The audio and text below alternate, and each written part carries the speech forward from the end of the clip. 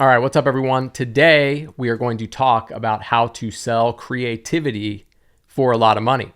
And the way that we're going to do that is I'm going to teach you how to articulate the value of your creativity or of your creative work so that you can go into the market and confidently charge higher prices. Okay. And if you are trying to do that, you are in the right place. I have been doing this for a long time. I've been helping creative entrepreneurs charge much higher prices. So my higher level clients right now are closing 100K to 300K projects regularly, like I'm talking monthly, selling their creativity to people and businesses who value it. So whether you are just getting started and trying to first, sell your first 5K project or whatever, or you're trying to work your way up the ladder and you have the creative skills, but you're just not there in terms of being able to articulate it and get it in front of the right people and sell it. Today, I'm going to break it all down. I'm going to show you exactly how it works, how to sell your creativity for a lot of money. Okay, so we're in an interesting time in human history right now where there are two letters dominating everyone's mind right now, and they are A and I. Okay, so we are in the world of AI, and things are shifting in the marketplace. We're seeing a dramatic, I wouldn't say reordering of the market, but I would say an acceleration. It's funny because we saw a massive acceleration in these trends during COVID, where we saw the move to remote work and things like that, and the globalization and decentralization of a lot of workplaces. And now we're seeing it again with AI, and it's like, guys, can I get a break, right?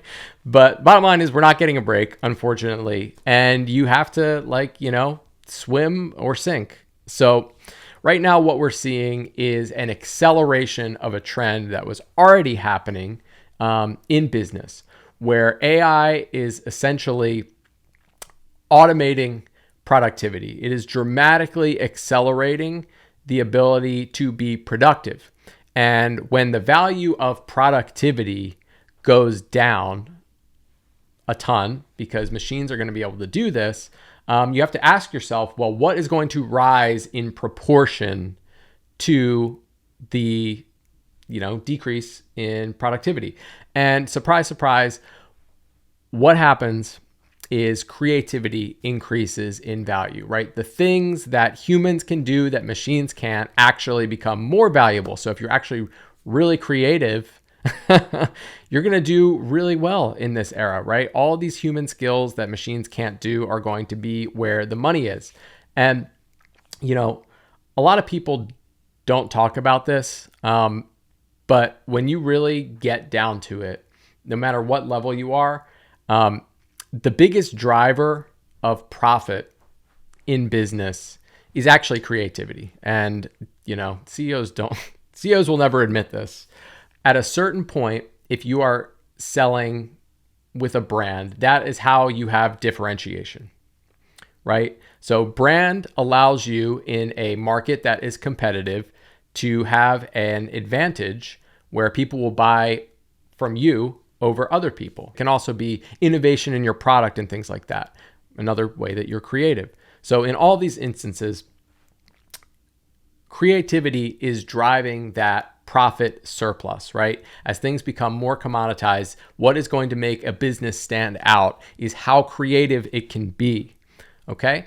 So in the world of AI, we're going to see the value of faster and cheaper continuing to decrease, not being as useful, and the value of creativity continue to go up, because if things become more commoditized and more competitive, businesses need to stand out. And that is where you and myself come in, right? So I advise a ton of creative businesses. I can tell you right now, the market is dying for them. All right, I am able to have an inside scoop into a lot of these businesses. And right now, companies are dying for creativity. It's a really good time to be someone with novel ideas, right? Who can actually think outside the box. It's not a great time if your number one skill is being faster than everyone else, right? So right now with AI, the biggest constraint, among other things, is that these machines are still dramatically constrained by creativity. And the AI companies would love, let me tell you something, they would love to commoditize creativity and figure out how to get the AIs to do it. But right now, in what's about to be April 2026, they cannot. Based on everything that we know about how these models work and what we're seeing in the market, this metaphor is perfect. Tyler Cowen said this, right? There's no way you're going to get AI to spit out jazz without already knowing what jazz is. And that is why your work is so valuable right now, because you can create jazz and these machines can't, right? You have the secret sauce. So AI companies can automate productivity, but they cannot automate creativity. So you need to learn to lean even further into the one thing that can't be commoditized right now, which is creativity. Because the one thing that will always command a premium is innovation. All right, so we're going to talk about not only why creativity is important, I hope you get that, but how to sell it and bring it to the marketplace and articulate the value of it. But before we get into that, I wanted to just talk a little bit about like a functional definition of creativity. And I was doing some research for this and just looking around, and I found this this post from Polina Pompliano, who I think this is on Substack, who shared this definition of creativity. And I thought this works pretty well for my purposes. So she says creativity is generating fresh ideas, thinking of new ways to solve old problems, and creating original work. Okay, so that means that you are creative if you sell anything that is innovative, that is bringing new ways to solve old problems. So whether you sell design or video or consulting or education or perspective, what you are bringing to the table is new ideas, novel perspectives, putting together old elements in new ways that are interesting. And that is what the market needs right now, okay? They are dying for it. You know, there is just so much shit that looks exactly the same. And when we see something that's truly creative or truly innovative, people are captivated by it. They're interested in it. And you know what? Companies want to pay for it. So before we go any further, like, why should you listen to me out of anyone talk about all this stuff? Well, good question. For me, I've been selling creativity at a high level for 14 years, almost 15 years now. And I've built 2 creative businesses to multi-7 figures. If you Google me, 400,000 entrepreneurs follow me online for my insights on creativity, pricing, inner work. Literally every month, 1 million people read my writing, okay? And, you know, I have my pulse to this things. Right now, I serve as a mentor and a consultant and a strategist to 6 to 8 figure entrepreneurs that are selling creativity at the highest levels. And I help them close deals, learn how to advocate for the value of their work, kind of just act as an advisor as they go through the process of growing their businesses. And I just love the intersection between creativity and price. And it's something that I've been obsessed about for a long time. I was always looking, when I was running my design agency, to scale my business with price. So I ran this agency for a decade. It was called RMC. Worked with a bunch of pretty sweet clients, some celebrities, a lot of big organizations, you know, the World Bank, Google, things like that. And when I was running that business, I was always obsessed with this idea of scaling with price. So I wanted to grow the business. I wanted to continue to like make it get bigger. But what I didn't want was a large bloated agency with like 10 million employees and overhead and all this stuff. So I wanted to be able to be selective about the clients that I worked with. And as a result, I got really into this idea of scaling with price. So rather than having like 100 clients or whatever, I wanted to have like 5 to 8. And you realize at a certain point that the only way that this works is if you grow your business through higher prices. And pretty much what I realized is that there are only 4 things that truly affect your prices in your business. And I'll go through each of them and we can kind of talk about how they pertain to creativity. So the first thing is your value, the value that you bring to the table. And this is literally like your objective skill. Okay. In 2026, I don't think for the most part, anyone just has one skill anymore. We all have like a scorecard, which is a stack of skills. And when you can bring together your unique personal experience plus this stack of skills that you have, like, if I were to look at my skill scorecard, like I ran a design agency. I'm probably not a 10 out of 10 designer, maybe an 8 out of 10. But I had a bunch of other skills on top of that worked really well. Like I'm actually extremely strategic. Okay. I am great at sales. I'm great at managing relationships with people. I am great at taking in a ton of information and digesting the one thing that's really important that's going to move the needle. So I have all of these skills that stack on top of it that allowed me to run a business that, even though I wasn't like the world's best designer, was able to charge more than like 99% of designers that are out there. Okay. So the first thing that affects your prices is this combination of tangible and intangible skills that you have, which is the sum of all the value that you can bring to the market. All right. So that's you, right? The next part is your client. And you'll notice that you've probably seen this before. Working with a small client means you're probably not going to be able to charge a ton of money. And I describe this as like the vehicle that your client has. So you're going to apply your value, your objective skills to their vehicle. And, if you're working with the lemonade stand down the street, unfortunately, the lemonade stand is only going to be able to make so much money in a day or in a week or in a month. And as a result, your fees are going to be constrained by the value that you can provide to this business. They just don't have a ton. So generally speaking, if you want to charge higher prices, here's the TLDR, work with bigger clients, right? You can bring the same objective skills to them and they will get a lot more value out of your work because they have a bigger vehicle. It's like the difference between, I'll just, use this story. I've told this before. Your value is like fuel. Ironic given what's going on in the world right now. But, and there are clients that are lawnmowers. And if you put your fuel into a lawnmower, well, what's going to happen? You can mow the lawn. And then there are clients that are cars. And when you put your fuel into a car, what happens? Well, you can drive across the country or drive across town. And then there are clients that are rocket ships. And when you put your fuel into the rocket ship, guess what happens? You can go to the moon, right? You can go to space. Okay. So that is the combination of the first two levers of price. One, your objective skill, and then the vehicle that your client has. So if you want to charge higher prices, one, get better at what you do.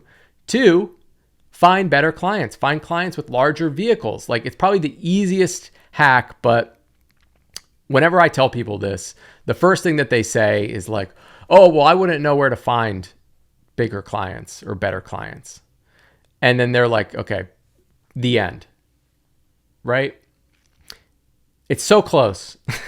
But instead, you need to be like, I need to find these clients.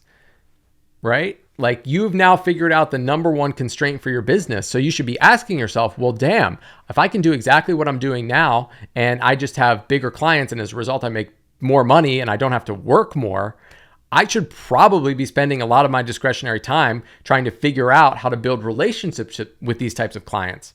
And most people don't do that. They say, oh, well, I wouldn't know where to find them. I'm like, well, you have a computer.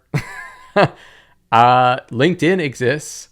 Okay, Google exists. I'm pretty sure if you used your brain, you could figure out how to talk to some people at bigger levels. But anyway, that's an aside, my own personal issues. Okay, number 3, how you articulate your value, because it is one thing to have creativity.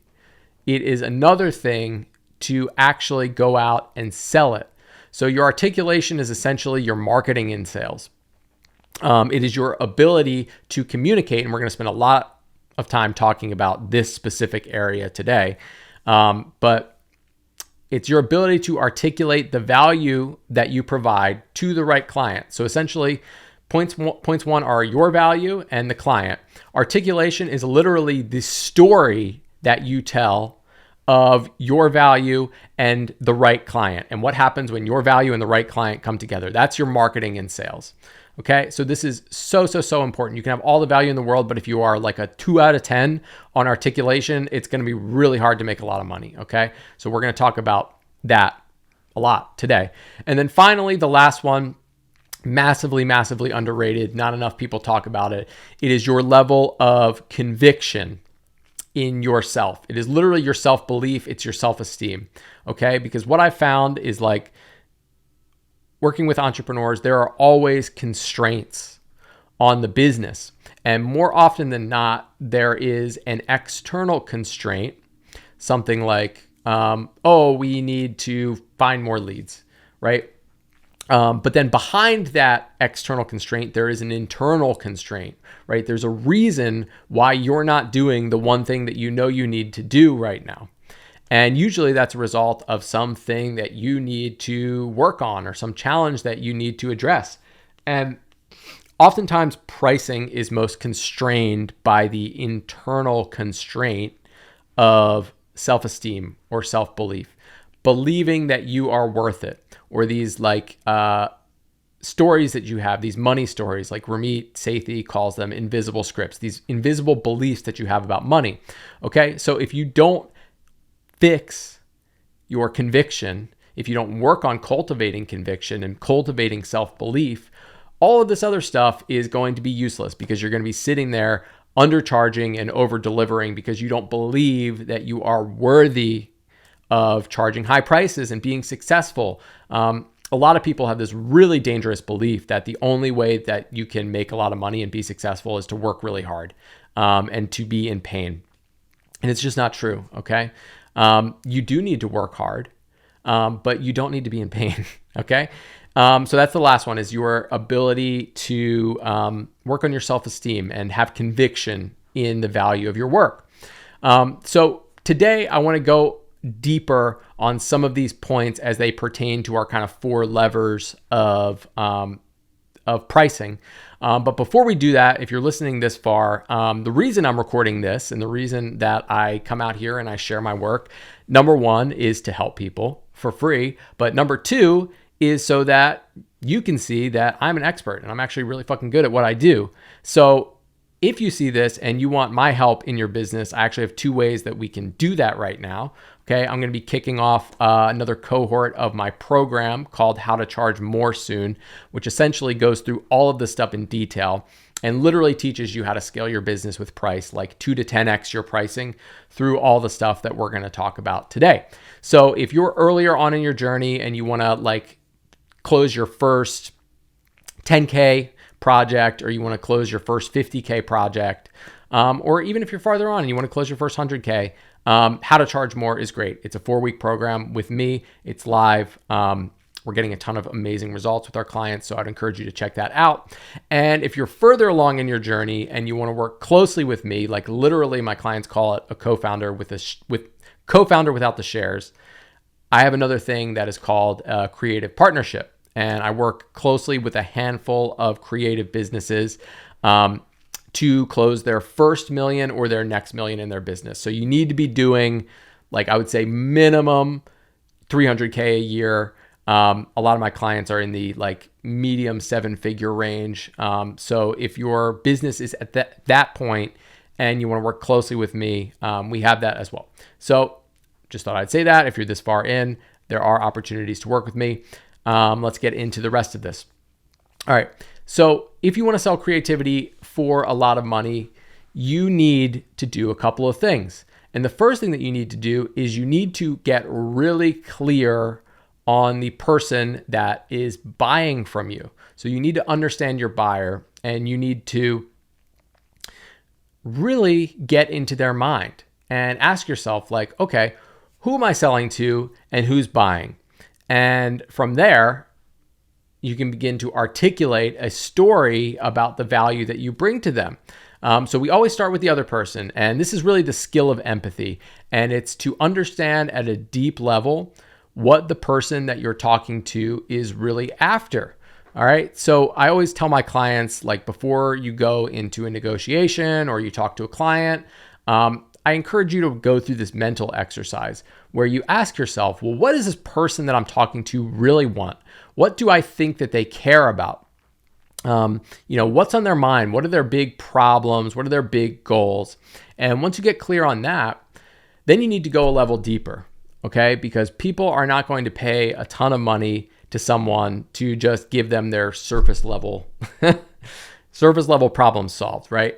One of the things that you notice when you get good at this is there are the things at the surface level and there are the things that they really need. So it's like, what do people want and what do they really need? And you can probably identify that there's something deeper below the surface that you can help them with, okay? And then the final question is like, well, what can I bring to the table to help them get this outcome that they want, to have their problem solved or to have their goals achieved? And there's kind of one or two ways that you can go about this when you're selling. But the idea is that you need to get really clear first before you talk to them, and then on the sales call about what do they want, okay? What do they really need, and how can I help? And sometimes when you're selling, you need to meet people where they are. And I talk about this with my clients. Sometimes there is such a far gap between what clients think they want and what they truly need that you need to just meet them where they are for today and essentially sell them what they want so that you can give them what they need. Sometimes you just can't take someone all the way in one conversation. So in some instances, it makes sense to understand like what problems are they aware of, and then you can continue to add in more as they go. All right, this happens all the time. Believe it or not, this is often how I go about articulating some of the programs I've created in the past. So I used to teach a program called How to Work Less.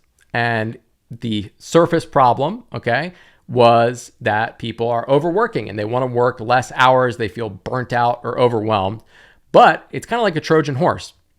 And once you get in there, yes, I give you everything that you need in order to work less hours, right? But it's really a program about having an intentional life and getting clear on what do I really want out of life? What do I not want? Okay? Because, being burnt out and not having enough time is usually a symptom of not having priorities, about not getting clear on what you really want.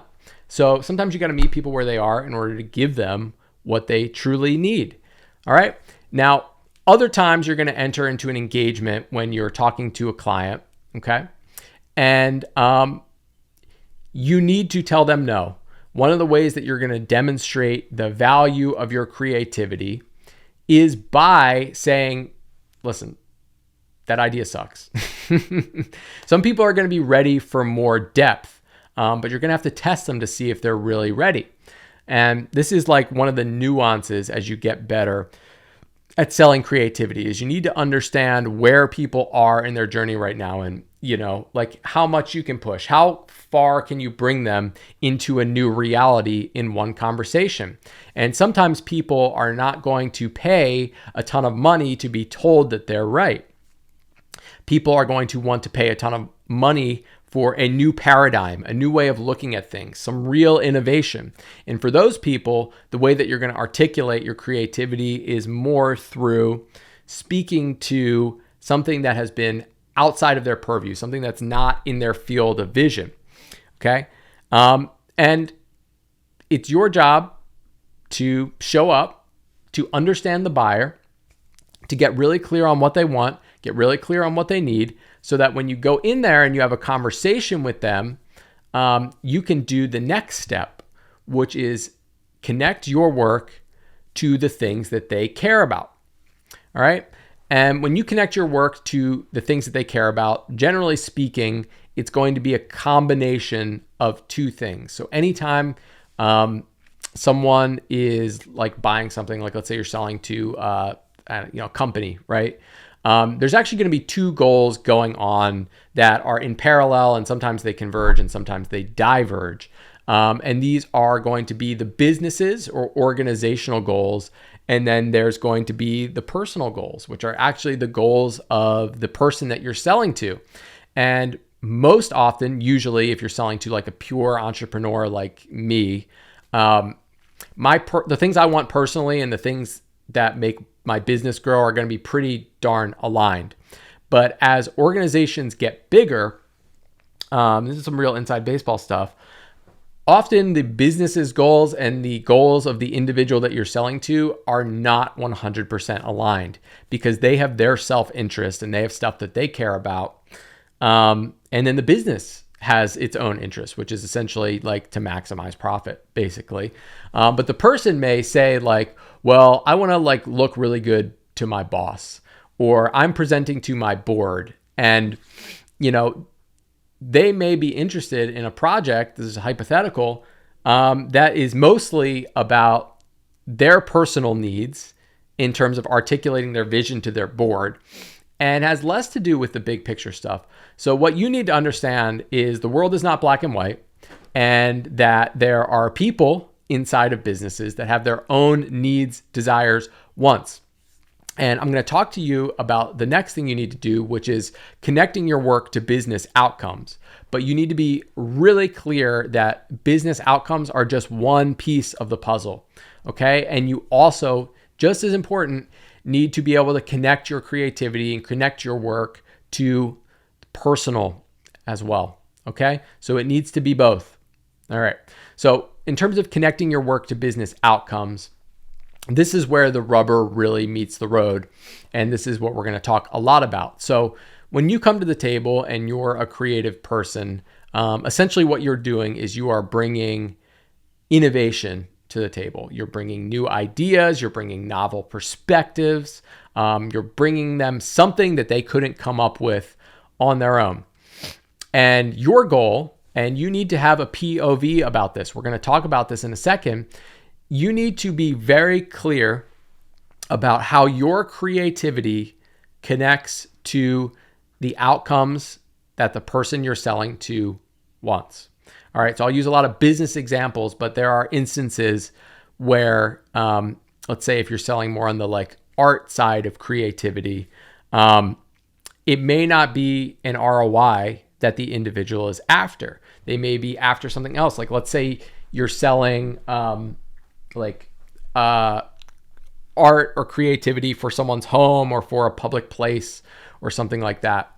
You need to articulate how your work connects to the outcomes that they want. How do they want to feel? Like, do they have some driver of prestige or wanting to look good or wanting to look altruistic? And your job as someone who is creative is to understand the outcomes that your creativity creates for the right person. So if you're selling to a business, you got to ask yourself, what business outcomes does my creativity solve, or what does it create?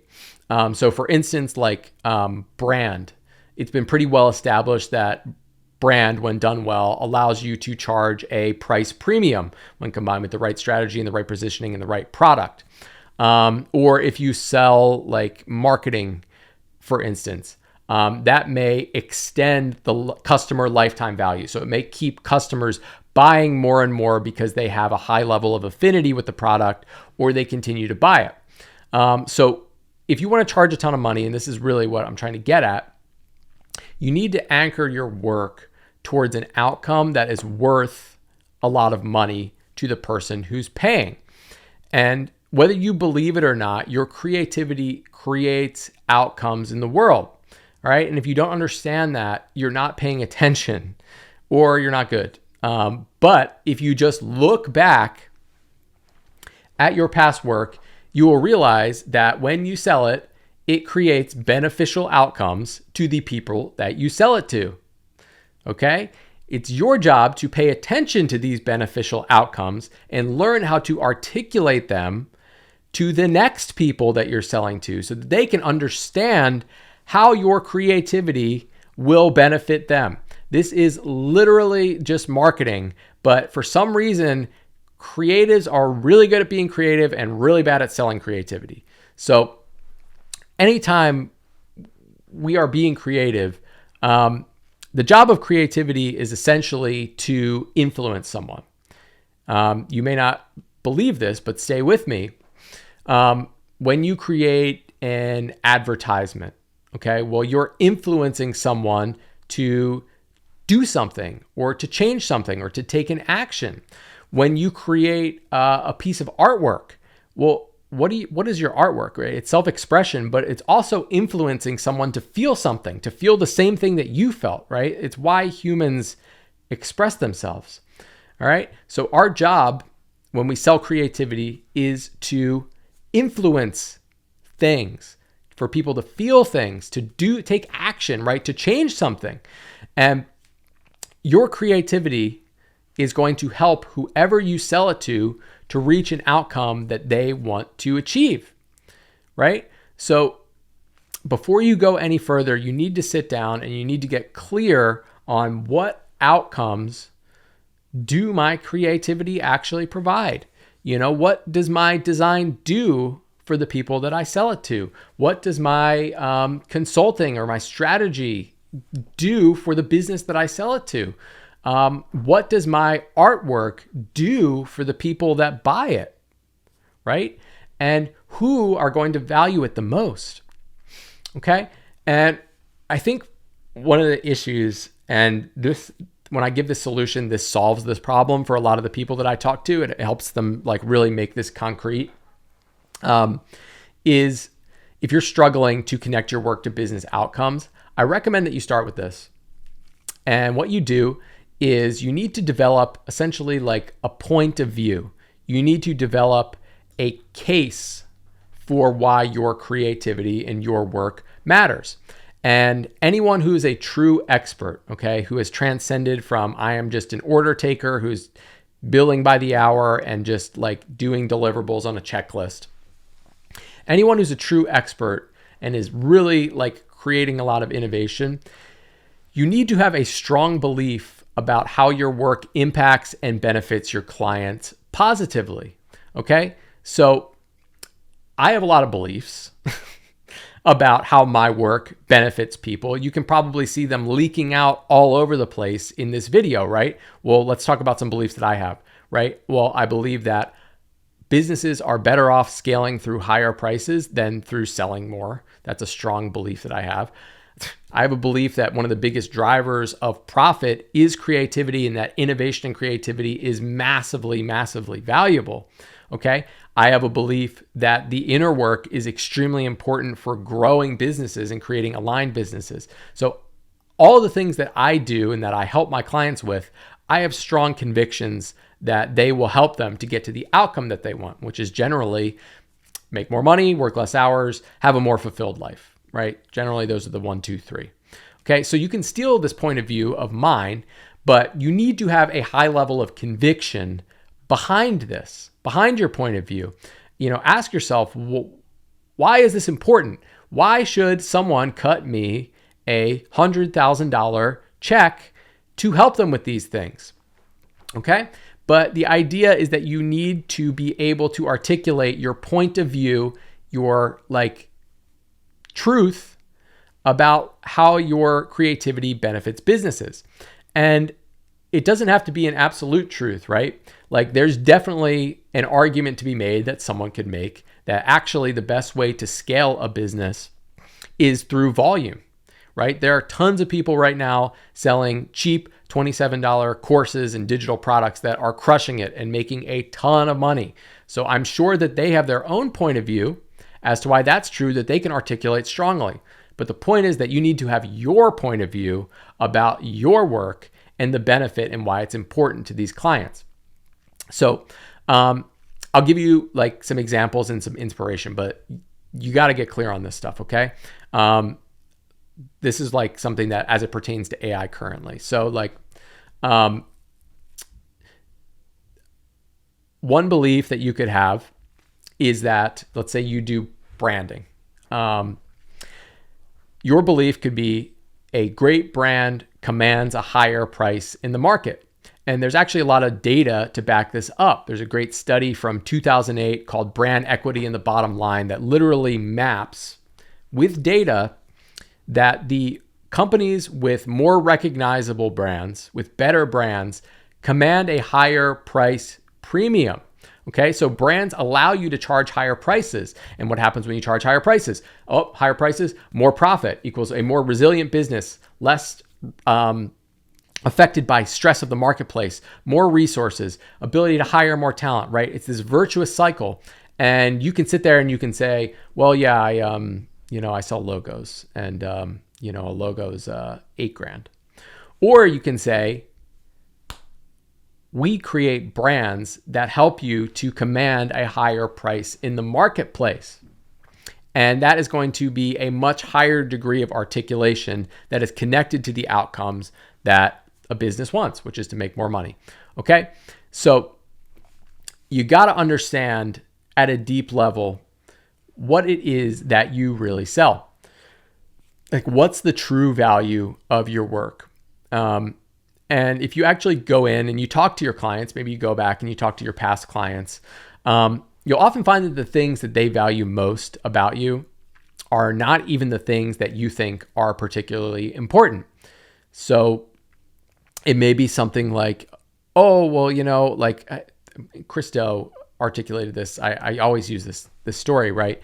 It's like the true value is the real thing that they get. And then all the other work that you do are like the party favors. So I always used to say, like, we ran this design agency and my clients were on retainer, and we generate a lot of like assets and stuff for them. But I always said that like the assets are the party favors, right? And at the end of the day, it's the clarity and the strategy that you're really paying for. So what you really sell may be that clarity. It may be the ability to distill things down to simplicity. This is really important in a world where AI can literally spit out unlimited answers, but you can be the one who picks the answer, the most important answer. Or it may be your objectivity, and that the greatest asset that you bring to your clients is an outside perspective. It's the fact that you have no skin in the game at all. Very, very beneficial, right? So you need a strong point of view. You need to make a case for why your creativity matters and be able to articulate it to the clients. So once you do that, you need to start thinking about how to structure your deal when you sell creativity. And I'm not going to go into a ton of detail here because I think I could do an entire video on this. And obviously this is something that we cover in how to charge more. But structuring your deal is really important. And there are actually a bunch of different ways to structure offers. Like I can think of 5 off the top of my head, from like, it becomes objective, but like objectively worse is billing by the hour. Just don't do that. Okay. So you can have a fixed price deal where you basically price based on the value that you create, and it's just one fixed fee and that's it. Okay. There's also a retainer, which is going to be you working in an engagement with the client over a long period of time where they are reserving access to you and your team to create outcomes on an ongoing basis, and they pay you monthly.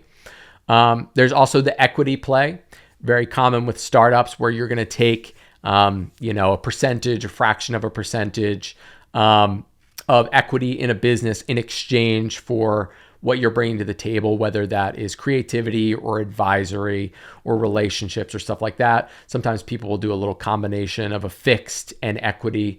Equity is dangerous for what it's worth. I just want to say, like, more often than not, when you take equity in a business, and this is just a generalization, but it's what I've seen, any percentage of 0 is 0.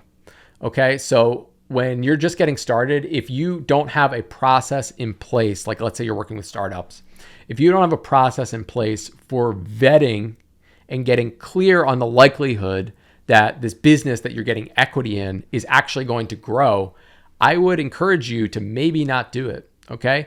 Most people don't do any due diligence, and they just take equity and they realize that it's worth nothing, and they essentially worked for free. So if you're going to do an equity play, number 1, make sure there's due diligence involved. Okay.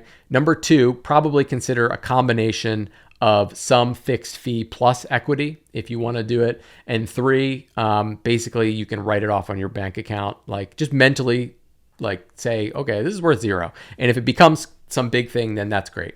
Okay. Now, if you're getting equity in a company that is already established, that is completely different. I'm more speaking to like startups. Like if a company already has a bunch of revenue, totally different story. That could be an amazing deal. That could be a great deal. Okay. And then finally, we have revenue share. which is going to be shared commitment towards outcomes. Okay, so when the client wins, you win, and vice versa. So this is going to have a higher degree of risk. And generally speaking, if you structure a revenue share deal, usually ballpark, just like from what I've seen and what I've heard, 10% seems to be around where most of these revenue share deals land. That can change, and the revenue share usually is going to be like of new revenue added, or sometimes total revenue, depending on where the business is. So you're helping them to add revenue to the business, and as a result, you're going to take a percentage of that upside. Okay, higher risk. If you have the choice between a fixed fee and a revenue share, you really want to make sure that the revenue share has a much higher ROI if it goes well, because you are taking more risk. Whereas with fixed, you get the same amount no matter what. Okay. Or if you do a rev share, maybe do a fixed, like a combination of a retainer and a rev share, things like that. Okay. So structuring your deals becomes really important as you structure these offers. And in terms of pricing the absolute value of these deals, you want to price it based on the value that you're going to create. So once you have a good sense of what are the outcomes that I can create for this person, like what's my POV, then you can start to work backwards from the value that you can create. So you're like, okay, well, generally speaking, I'll use an anonymous example from my client. Generally speaking, when we work with clients, we see a 25% lift in fees. You see a 25% lift in number of leads that come in, and a 25% lift in, what's the other one? What do they say? Anyway, those two are fine. So then you can begin to extrapolate out, okay, well, based on this average, that's going to equal X number of dollars of possible value for the client. And you might say, all right, well, we extrapolate out that probably over the next year, we're going to help you add $1 million in revenue to the business. So then you're going to take like the rule of 10 is usually how people do this for value pricing. So they basically take a tenth of the prospective value that they're going to create, and they say that's the price. So for us to help you add $1 million to your business, the fee is going to be $100,000, and we have a high degree of likelihood of doing it, and that's how it's going to work. Okay. So then once you have that 100K, then you can start to say, all right, well, how do we want to fit this into a structure? Do we want to do fixed? Do we want to do a retainer? Do we want to do a hybrid fixed revenue share? That's basically how you go about doing it. But it's really hard to even get clear on pricing. And this is where people mix this up. They want to ask me, they're like, Rich, well, how much should I charge? And before we can do that, I need to know, well, what outcomes are you going to create? What's your track record of creating outcomes? How big is this client? How big is their vehicle? How much value can you bring to the table? And then we work backwards from that. So if you don't know how to connect your creativity to business outcomes or to outcomes that clients care about, pricing is extremely, extremely vague. And most people just base it on what they've heard other people charge, which is a great way to not make as much money as you can. All right. So as we kind of get into the end, I talked to you at the beginning about how important it is, one, to articulate the value of your work through your sales, and then two, to have conviction in yourself. So I'm going to close this talking a little bit about a concept that I've shared before on Substack that I want to reiterate, which is the idea of becoming your own agent. Okay, this is a concept that has resonated with a lot of people. I always get questions and comments about it. So we're going to talk about how to become your own agent. And this will help you to kind of seal the deal on articulating your sales and building up some belief. So most entrepreneurs that I talk to, especially creative people, are scared of sales. They don't like it. They feel like it feels like, public speaking, and I'm like, it's like a hostage environment, and I'm asking someone out on a date all at once, right? All these three things combined. And when you screw it up, you make no money. So it's obviously very stressful. But the problem is, if you want to charge a ton of money for your creativity, you are probably going to want to be the person speaking to the individual that you're selling to. Now, believe it or not, this problem has actually already been solved. And it's been solved relatively successfully by artists, by athletes, by actors, by entertainers, musicians. Well, they all use this thing called an agent to keep their hands out of the work. And rather than them selling, rather than them getting clear on their value, rather than them articulating their value, rather than them connecting the value of their work to outcomes, they just outsource it for a fee. And for just a small percentage, an agent will take all of this away from you. And a great agent can help you charge a lot of money. You know, they have skin in the game. They'll help you command 2 to 10 times the prices for the same work. So you're probably sitting there thinking, oh, okay, so I just need an agent, right? But that is not what I'm suggesting. I'm not suggesting you get an agent. I am suggesting that you become your own agent. And that is what I'm going to talk about. So we do this exercise with my clients all the time. I call it the agent test. And it basically helps them to see how much money they're leaving on the table right now with their pricing and their sales. So it's just a thought exercise. It'll take you 2 seconds. Here's how it goes. Ask yourself this. If you had the best agent in the world to sell your work on your behalf, what price do you think they would charge? Would it be double what you currently charge? Would it be triple what you currently charge? Would it be 10 times what you currently charge? Probably, if you think about it for a second and you imagine like, you know, the Wolf of Wall Street, or like even imagine that I was going to go out and sell your work. Don't you think that I could probably charge double what you're currently charging? Okay. Well, if it's a yes for you, then the next question you need to ask yourself is, why are you not charging that price? And the gap between the price your agent could charge and what you're currently charging is what I call the agent gap.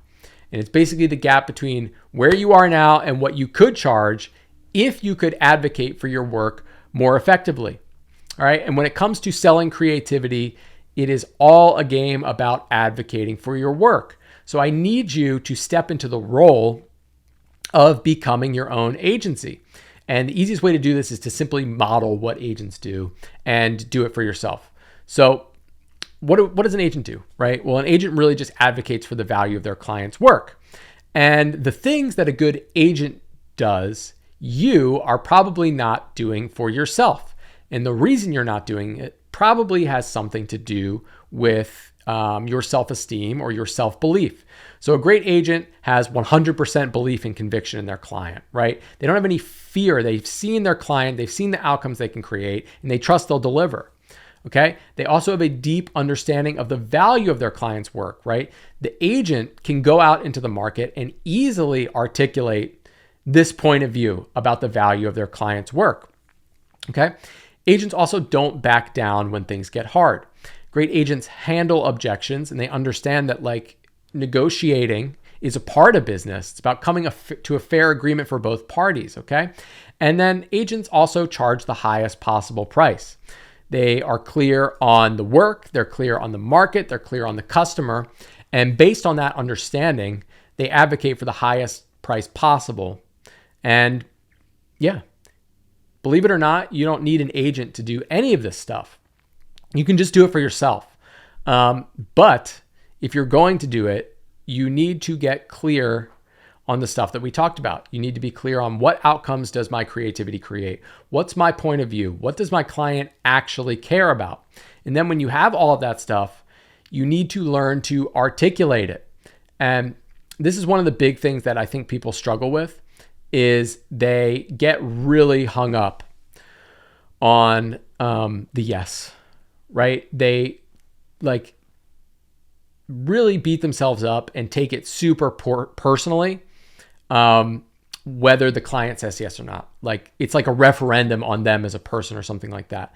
So a lot of this is about being able to show up to the engagement and the sales conversation with a level of detachment, okay? Because the best agents aren't desperate to close. They walk into every conversation with this mentality. And it's basically like the goal of the conversation is for us to understand if we can work together and if I can help you. And if it can happen, we'll talk about what it looks like. And if it can't, I'm not even going to make you an offer. Okay. So the goal of the sales conversation is basically to help the client make a decision. And when we let go of our attachment, of our strong attachment to our work and this belief that we are our work. Like, I hate this phrase. What is it? Charge what you're worth. Like, you have inherent value as a human. You don't ever charge what you're worth. What you do is you charge what your work is worth to the right person. All right. At the beginning, we talked about these 4 levers of price, and the first 2 are your skill and the client. So what we're doing is we're asking ourselves, what is the value of our skills to the right client? And that is the price. Okay. This has nothing to do with you personally as a person. It's not a referendum on who you are. That's why I hate charge what you're worth. Just charge what the work is worth. Okay. And what you'll realize is that there is no way to lose when you have this mentality, because if it's not a fit, it's not a fit. It doesn't mean anything other than they're not the right client. And that's it. Okay. So in all these instances, what this really comes down to is you need to advocate for the value of your work. Rather than saying, oh, I need to get an agent, what you need to take from this conversation is no one is going to advocate for your work better than you can. If you believe strongly in your work, and as a creative person, you owe it to yourself to advocate for it. All right. You also owe it to your clients to be good at sales, to advocate for the work. Keeping yourself removed from selling helps no one. You're going to charge a lot less money. You're going to help a lot less people. All right. So I encourage you to think about this question, right? If I had the best agent in the world, what would they do? How much money would they charge? And then go out into the market and do that. I think that's really, really, really important. And then the other side of the coin here is your level of self-belief. You will have a very hard time advocating for the value of your work if you don't believe in yourself. And even though there is no direct relationship, your level of self-esteem is correlated to your ability to advocate for your work. So if you don't believe in yourself as a person, that's going to leak out into your ability to believe in the value of your work. So if you have this underlying belief that like, I'm worthless, I'm not good enough, no one loves me, no one values me, that's going to leak out into how you sell. And the bottom line is having a high degree of confidence is going to help you tremendously in terms of selling your creativity. So for many of you, the biggest lever that you can pull right now in your business is not anything to do with tactics or strategy. It has to do with inner work. All right. So working on your self-esteem, helping yourself to understand, like, what are these disempowering beliefs that I currently have and what do I want to replace them with? And we talk about this a ton in how to charge more, how to like reprogram these beliefs and stuff, but it's really important. And like, guess what? Right now, there are a ton of people with a high degree of confidence who don't have a ton to back it up, who are making a lot of money and literally running our world right now. Okay. So you can hack the system for your benefit, but if you're like many of the people that I talk to, there is a disproportionate balance between your level of skill, which is up here, and your level of confidence, which is down here. So we want to bring that confidence up. Most of the people that are making a ton of money have decent skill and a high degree of confidence, and that seems to work. So anyway, you need to learn how to articulate the value of your work. So at the end of the day, if you want to sell creativity, just to wrap this whole thing up with a bow, the goal here is to get clear on what's the value that I create, who are the best clients to sell it to, who's buying, right? Learn how to articulate that value through your marketing and sales, right? Tell the story of the intersection between your creativity and the right client. That is literally your marketing, is telling that story. Okay. And then having a degree of self-esteem and belief in yourself and confidence and conviction to go out and tell that story. Right. So that's basically all I got today. This is a topic that I love to talk about. I'll probably do a couple more on this. But in the meantime, if you want to work with me, this is like literally what I do for a living. Okay. So we're going to be kicking off a cohort of how to charge more, which is going to teach you all of these principles in a ton of detail in like a month or so, depending on when you're watching this. There'll be a link below. We literally teach you how to 2 to 10x your prices through the stuff that we talk about today. And if you're farther along in your journey and you want to be selling 100K, 200K, 300K beyond projects, you want to bring in your first million or your next million, and you're already doing like at least 300K or 7 figures, reach out to me about my creative partnership. We work together closely. I'm literally working with you in your business, co-founder without the shares, in an advisory capacity.